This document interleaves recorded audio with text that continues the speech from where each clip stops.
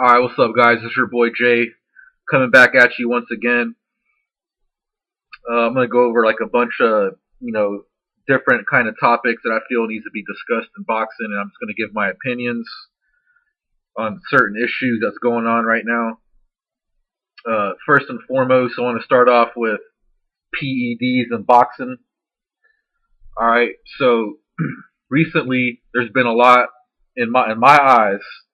Alright, there's been a lot of confusion with all this PEDs and fighters, refusing to not take VADA drug testing and a lot of bullshit. First and foremost, starting off with Andre Ward. He's getting ready to fight Edwin Rodriguez. I've been watching a lot of videos and stuff, and apparently Edwin Rodriguez is agreeing to all drug testing terms, and Andre Ward refused to take, I believe it was VADA style drug testing. And according to the interview or to the videos that I've been watching, he's been saying that he wasn't that issue was never brought up to him in the contract. All right, so I'm just going to respond by this. At this point, in the already 2013 going to 2014, I believe that no fighter should have no excuse, no argument to decline to take a drug test. I believe that drug testing should be mandated year round, and it's just getting to the point, man. As a fan, I'm just getting frustrated with hearing all these excuses about drug testing and drug testing not being on the contract. I feel that every contract should have VADA and USADA drug testing on the contract. I don't care if it's an ESPN Friday night fight. I don't care. I don't care where the fight's at or how much money they're getting. These fighters need to be taking these drug tests, man.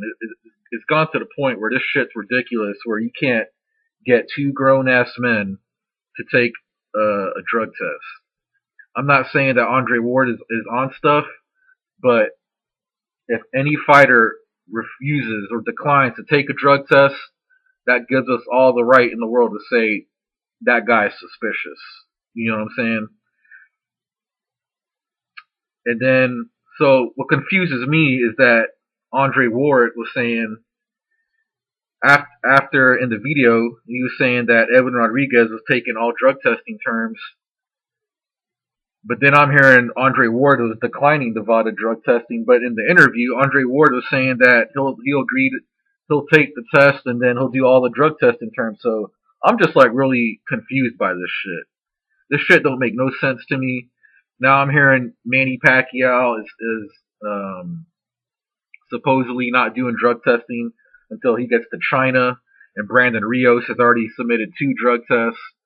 And then I'm reading in the comments saying that Manny Pacquiao has already submitted drug testing. So it's just a lot of confusion. It's just a lot of confusion with this drug testing shit, man. Me and Zone 6 kind of already discussed this, but I stick to what I said, what I feel is true. Boxing needs to really have a solid, set in stone policy. I believe drug testing should be in every contract. I don't care who it is. That's why, like right now, I could really appreciate guys like Floyd Mayweather and Timothy Bradley. A lot of these guys get hated on, man. But you know what? These dudes really enforce drug testing, man.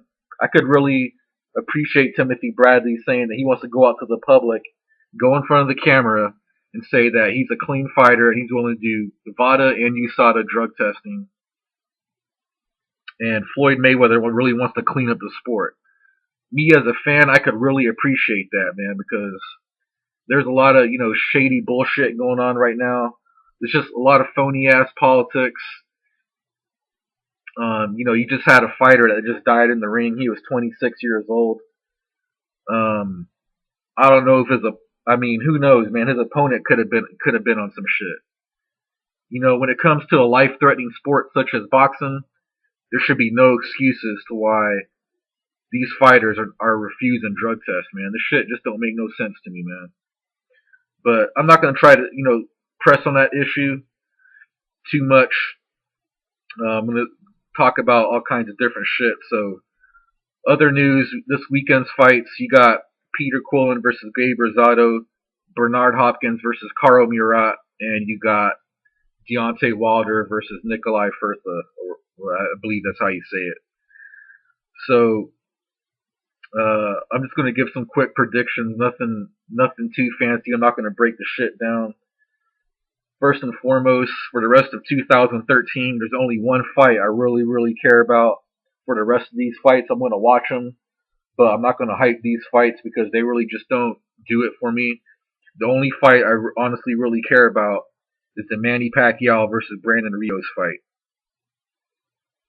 That fight right there is gonna we're gonna see how much more Manny Pacquiao got left and what he's all about. If he is he the truth. If Manny Pacquiao loses, it's time for him to hang up the gloves. You had a nice career. Go do your thing as a congressman. But I'm gonna touch up on that subject later. But I'm gonna touch up on this Peter Quillen versus Gabriel Rosado fight. All right, so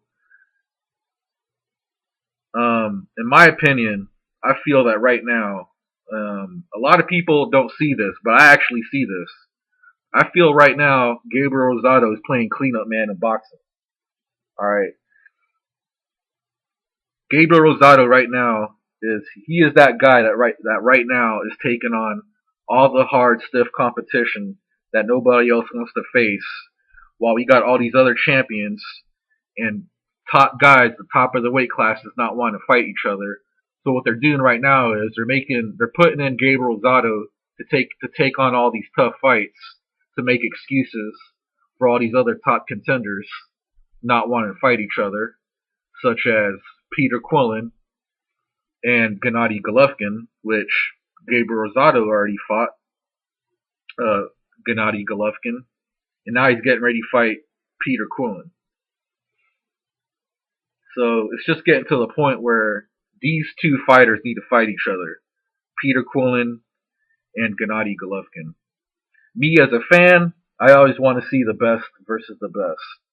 I don't buy into that network beef and all this bullshit. It's just like I said, it's just too much damn politics. But them two dudes need to fight already, man. If they don't fight each other next, it's just that's just pure bullshit at that point. All right. I believe Peter Quillen's gonna win that fight, but Gabriel Rosado is gonna make it tough. He always comes to fight, but I believe I got Peter Quillen getting a late TKO stoppage, probably somewhere between round 9 and round 10. I believe he's going to stop him. He's going to wear him down. I like Quillen though. He does have some flaws. I notice sometimes in the heat of battle, he doesn't think his way out of certain situations. I notice that sometimes he'll keep himself wide open. He won't protect his face that well. I can see that he could sometimes be a sucker for a really good straight right hand. He keeps his chin up too high sometimes. Like I noticed when he fought Hassam and Dom and Jikum. That's just what I see out of him so far. But he does make up those flaws because he has a very good power. His power makes up for some of the flaws. But I that's how I feel, man. I think Gabriel Rosado is playing cleanup man, which is bullshit. Gennady Golovkin's getting ready to face Curtis Stevens. I think that's going to be a good fight, but I'm going to have to go with Golovkin on that one by a mid, probably like a round 6 knockout. Stevens does pack a punch, man. That dude has some serious power, so it should be somewhat of an interesting fight. All right, man. I don't even know who the fuck Carl Murat is. I seriously don't know. So I'm just going to write Bernard Hopkins. Bernard Hopkins is a legend. Moving on. Deontay Wilder. I don't even know who the fuck he's fighting. I'm not even going to waste my time, studying his recent opponent and doing like a breakdown. It's time for Deontay Wilder to step up. fighting these no-name fighters. I heard this guy's got like 10 losses and shit. It's just time for him to step up already, man. This dude's gonna be, when he wins, it's gonna be 30-0. It's time to step up. I feel like it's a waste of time making videos on Deontay Wilder when everybody's gonna know the outcome. All right, moving on. Canelo Alvarez. He stated that he's not going to fight till March, but we all know that the fight between Carlos Molina and Victor Ortiz just got canceled. So I believe, in my eyes, it's time for Canelo Alvarez to step up. I still see a bright future for Canelo Alvarez, but he's really going to have to take on these challengers, man. He needs to fight either Miguel Cotto, Carlos Molina, or one of the Charlo brothers. I'd rather see him fight Miguel Cotto or Carlos Molina before the Charlos, but if he fights one of the Charlos, that'll be good too. I don't want to see Canelo Alvarez go back down to step one when he was fighting Josesito Lopez and Shane Mosley. That shit needs to stop. He's going to have to really step it up. I mean, at the end of the day, nobody, seriously gives a shit that he lost to Floyd Mayweather. One loss ain't shit. I believe Canelo Alvarez could come back hard, but it's really going to be up to him, man. And if Canelo Alvarez takes on some weak competition, then that's just proof in the pudding right there that Golden Boy is just trying to protect him, and they're going to try to rebuild him up again, which I think is going to be bullshit. And then by the time he's going to have another big fight, he's just going to lose again.